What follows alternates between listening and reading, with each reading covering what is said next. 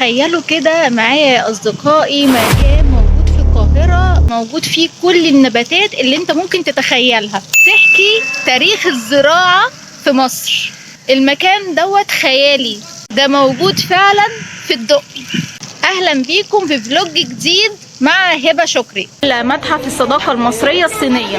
أنا أهو، باي، وصاحبتي ورايا. تحف هي دي تحف صينية.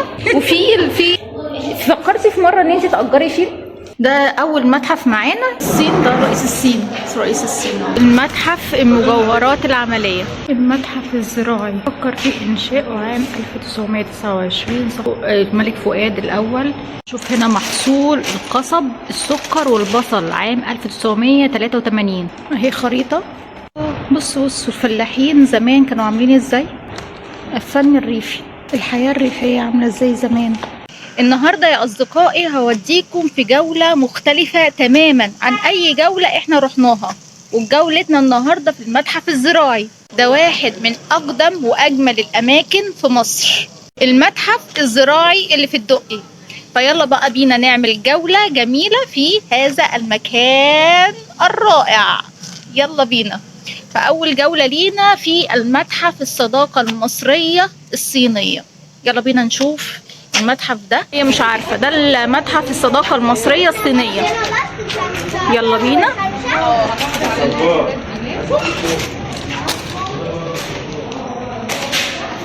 ده كده بداية المتحف. بصي ده المتحف اهو. تعالي.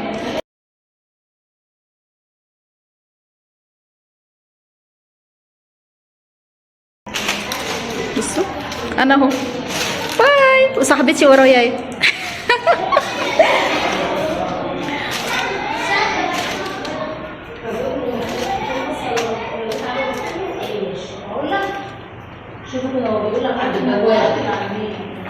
تلمسيش بقى حاجه، ماشي.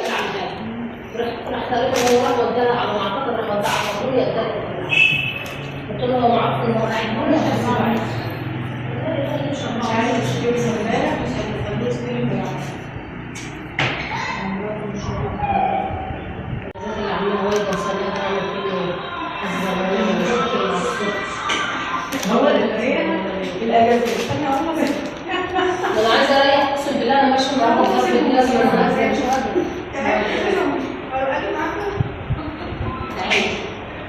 حلوه السفره ديت.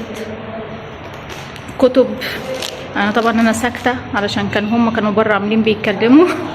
الموظفين مش عارفه اتكلم. فديت بصوا تحف هي دي تحف صينيه والله. شفتي نفسك في الفلوجات. انت اللي نزلتي كنت بطلة الفلوجات المرة اللي فاتت. كل الفيديوهات بتاعتي والفلوجات بتاعتي كلها اتمسحت. ايه ده؟ شكلها انتيكه خالص. ايه ده؟ تحس ان وفي الفيل حلوه في الصين بقى، الفيل والصين وكده. فكرتي في مرة ان انت تأجري فيل؟ لا ما فكرتش. بص حلوه قوي النجفه دي. هتمشي بيه فين؟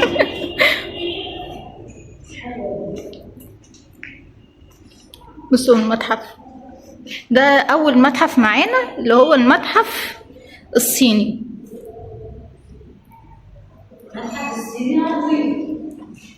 ايه ده؟ ايه الصوره دي؟ مش عارفه دي الصين دي ولا ايه، مش عارفه. بصي بقى عشان تعرفي اختياراتي الاماكن، ما تختارش اي مكان. طبعا استاذه في الاختيارات. حلو قوي، شيك قوي. هي اللي اختارت المكان ده ان احنا نيجي نصوره. حلو قوي، ده شيك فعلا. تقومه دي. هنا دي القاعه الكام؟ دي القاعه كام؟ الثانيه.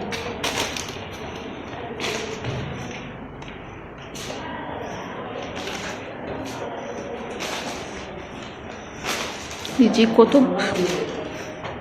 كتب صينية. صين.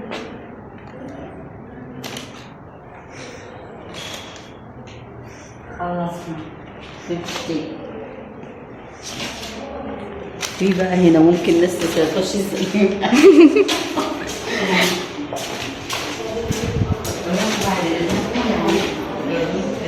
ده الصين، ده رئيس الصين، رئيس الصين اهو. الحصان ده مخصوص.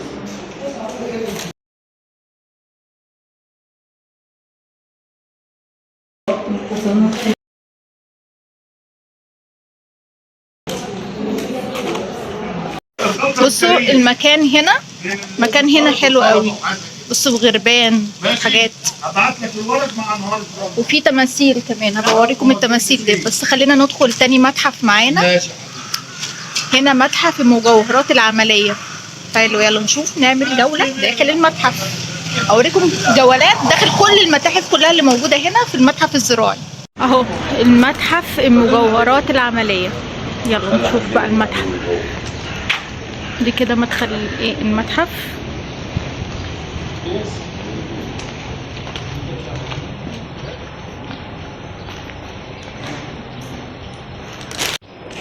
المتحف الزراعي فكر في إنشاؤه عام 1929 صاحب الجلالة الملك فؤاد الأول.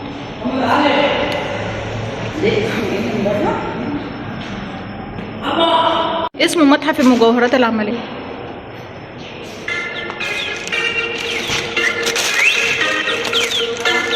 شوف هنا محصول القصب، السكر والبصل عام 1983. ده المحصول بتاعهم، او الارض الزراعية اللي كانوا ايه بيزرعوا بيها الخريطة. وكمان كم طن، يعني مثلا البصل هنا 25 طن، 25,000 طن، يعني 10,000 طن، 1000 طن كده يعني. كله بقى. قصب السكر برضو كذلك. وهنا اهي خريطة، خريطة ايه ما شاء الله، بصوا خريطة كاملة متكاملة اهي. محصول القمح والذرة والفول.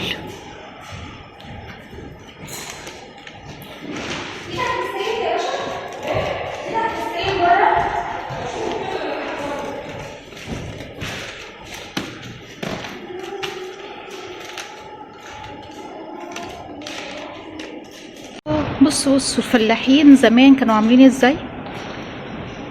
بصوا دول الفلاحين زمان وهم بيشتغلوا، هم بيصنعوا هنا الفخار. الفن الريفي في الريف. وبصوا هنا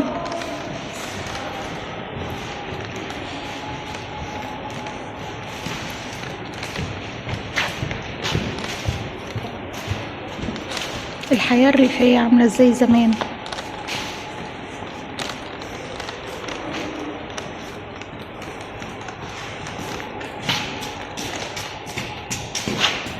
فرن زجاج ريفي حلوة قوي ديت يا شيماء. التماثيل دي حلوة قوي، تخيلي. وهنا ايه، وهما بيعملوا القطن والخيوط وكده، بيصنعوا الخيط. اهي صناعة السجاد، دي صناعة السجاد. وهنا وهما بيصنعوا السجاد بيوريكم الحياة الريفية زمان عاملة ازاي، الصناعة الريفية. هنا بعض الحرف بالاسكندرية، ودي الحرف اليدوية اللي هما كانوا بيصنعوها، الازاز وكده يعني اللي كانوا بيصنعوه برضو. يعني باختصار كده يا اصدقائي، المكان هنا بيوريكم ازاي الناس كانت عايشة زمان، ايام بقى الحرف اليدوية والصناعة اليدوية، الحاجات دي كلها. السلام عليكم. بس تعالوا بقى نشوف بقية المكان. هقلب لكم الكاميرا، اكيد انتوا زهقتوا خلاص من هذا الوجه. فهقلب لكم بقى الكاميرا، نتفرج بقى، نعمل جولة جميلة كده في المكان هذا المختلف والفني والتحفة، وأقدم مكان في مصر للزراعة. يلا بقى نشوف. بصوا هنا بيقول لك ازاي كانوا الناس يعني كانوا بينقلوا العروسه مثلا. اهي العروسه جوه اهي، بيزفوا العروسه. دي العروسه ازاي بيزفوها. فين؟ هنا ايه؟ مكان تاني يعني. بيقول لي هنا مكان تاني. طب انا لازم اشوف. طيب هنا ايه؟ المكان كله بيزفوها بجمل، وهي راكبه زي عربيه كده، اللي هي حاملين عربيه، وقدامها طبعا اهلها وكده. وفي بص واحد ماسك ايه؟ ماسك مزمار في ايده. واحد اهو مزمار وبيزفوا العروسه. مش عارفه ايه دي بس يعني فولكلور زمان. ودي طبلة هناك اهي، طبلة هناك. يعني ده فولكلور كده ايه المصري بتاع زمان، ازاي ايه زفة العروسة وكده يعني. وهنا برضو بيعلمكم الصناعة، ازاي كانوا بيصنعوا القماش، صناعة القماش والحديد هناك اهو، او الفخار. تعالي نشوف بقى ايه اسم المكان ده اهي. بائع السلال. بائع السلال. مش عارفه ايه السلال دي. السلال اللي هي الحاجات اللي هناك دي، مش عارفه اسمها ايه، بس الحاجات اللي هناك دي اسمها سلال. قارئة الودع. طب ممكن تقري لي الودع بتاعي والنبي؟ تعرفي لي. ودي معزه، مش عارفه ايه اللي دخل المعزه في النص. انا يا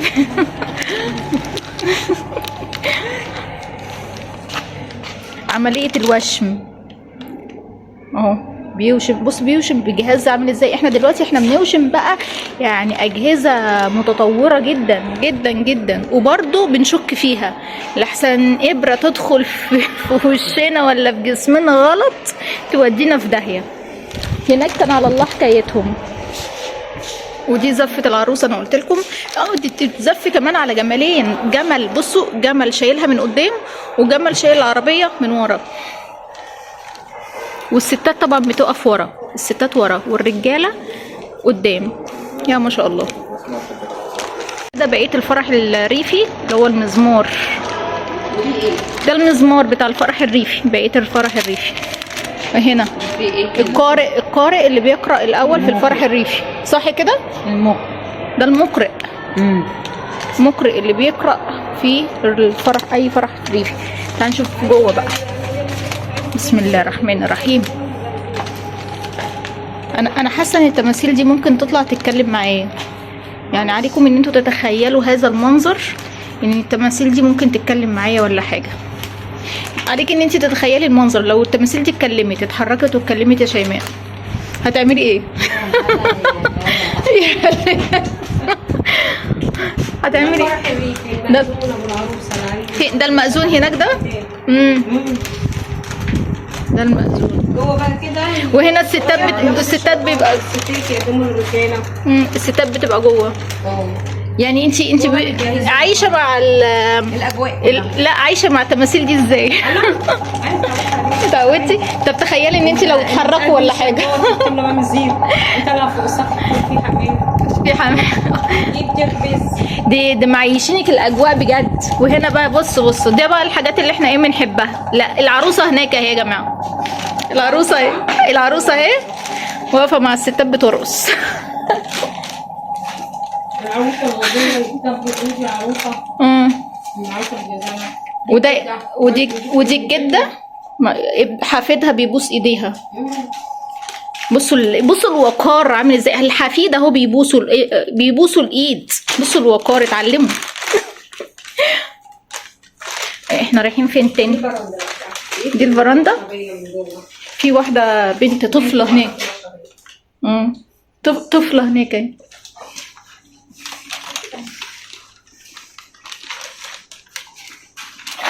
وهنا هي بص اللي ماسكه الطبله اهي، واللي بترقص، والعروسه ماسكه ورده. يا بص حتى يعني لبسهم بسيط وجميل. برضو الحاجات ديت لغايه دلوقتي موجوده. بسيط. لا في الاماكن الريفيه برضو. ما بقاش يعني الريف فيه كتير كده، البيوت اتغير شكلها اتغير عن الاول. وبرضه في الفلاحين وكده ومش عارفه يعني، انا حاسه برضه ان احنا بنشوف الحاجات دي في المسلسلات والافلام عادي لغايه دلوقتي الحياه دي. لا وبصي عاملين